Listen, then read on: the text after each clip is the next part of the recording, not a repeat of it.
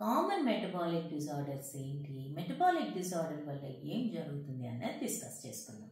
ఇప్పుడు మెటబాలిక్ డిజార్డర్ని ఏమేమి కాజ్ చేస్తాయి? మన జీన్స్, మన ఆహారం, ఎక్సర్సైజ్ లేకపోవటం, స్ట్రెస్, హార్మోన్స్ డిస్టర్బ్ అవటం, ఇట్లాంటివన్నీ మనం మెటబాలిజంని డిస్టర్బ్ చేసి డిజార్డర్లోకి పుష్ చేస్తాయి.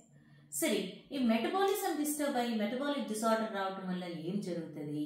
మనకు ఫెటీగ్ అంటే బాగా నీరసం వస్తుంటుంది, బరువు పెరుగుతారు లేదా చాలా తక్కువ అవుతారు, మూడ్ స్వింగ్స్ అంటే యాంగ్షియస్గా ఉంటాం, డిప్రెస్డ్గా ఉంటాం, ఇరిటబుల్గా ఉంటాం, ఇది జరుగుతుంది. డైజెస్టివ్ ఇష్యూస్ అంటే అరుగుదల సరిగ్గా లేకపోవటం, కొంతమంది కాన్స్టిపేషన్ ఉంటుంది, కొంతమందికి ఎక్కువ సార్లు మోషన్ వెళ్తూ ఉంటారు, ఇరిటబుల్ బవల్ సిండ్రోమ్ ఉంటూ ఉంటుంది, స్కిన్ ప్రాబ్లమ్స్ ఉంటాయి. ఇవన్నీ మెటబాలిక్ డిజార్డర్స్ ఉన్న వాళ్ళలో చూస్తూ ఉంటాం.